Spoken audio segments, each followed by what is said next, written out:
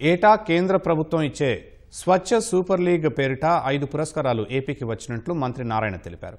Special category కింద విశాఖకు award రాగా స్టేట్ లెవెల్ పురస్కారాన్ని రాజమహేంద్రవరం కైవసం చేసుకున్నట్లు ఆయన తెలిపారు. అవార్డులు రావడానికి కృషి చేసిన అధికారులకు నారాయణ కృతజ్ఞతలు తెలిపారు. ఇదే స్ఫూర్తితో భవిష్యత్తులో మరిన్ని అవార్డులు సాధించాలని సీఎం సూచించారని స్వచ్ఛాంధ్రపై సమీక్ష అనంతరం మంత్రి నారాయణ వెల్లడించారు.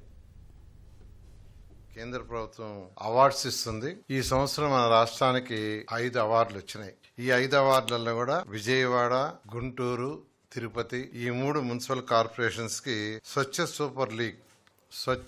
సూపర్ లీగ్ అనే 3 అవార్డులు వచ్చినాయి. మినిస్ట్రియల్ అవార్డు అని స్పెషల్ కేటగిరీ కింద విశాఖపట్నం సెలెక్ట్ చేశారు. స్టేట్ లెవెల్ మినిస్ట్రియల్ అవార్డు అని రాజమండ్రిని సెలెక్ట్ చేశారు. ఈ విధంగా 5 మున్సిపల్ కార్పొరేషన్స్కి ఈ సంవత్సరం యాక్చువల్గా అవార్డులు రావటం జరిగింది. వాళ్ళందరినీ ప్రత్యేకంగా అభినందిస్తున్నాను. దానికి కష్టపడి చేసిన అధికారులందరినీ కూడా ప్రత్యేకంగా అభినందిస్తున్నాను.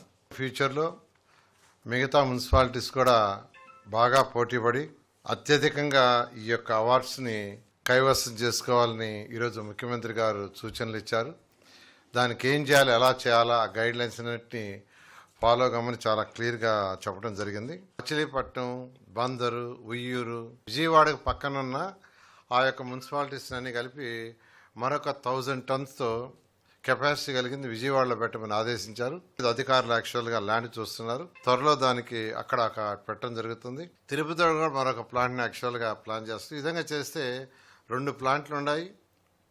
మరొక 6 ప్లాంట్లు యాక్చువల్గా కొత్తగా వస్తున్నాయి. అంటే 8 ప్లాంట్లు. ఈ రాష్ట్రంలో వచ్చే 6500 టన్నులో 6000 టన్నులు వేస్ట్ ఎనర్జీ ప్లాంట్ పై బర్న్ అయి ఎలక్ట్రిసిటీ ప్రొడ్యూస్ అవుతుంది. ఇదే జరిగితే భారతదేశంలో ఏ రాష్ట్రంలో ప్రతిరోజు వచ్చే చెత్త ఏ రోజుకు ఆ రోజు డిస్పోజ్ అవుతుందంటే ఖచ్చితంగా ఆంధ్రప్రదేశ్ అవుతుంది. డెవలప్డ్ కంట్రీస్ ఎలా చేస్తుందో ఆ విధంగా చేసే విధంగా ఇన్స్ట్రక్షన్ ఇవ్వడం జరిగింది.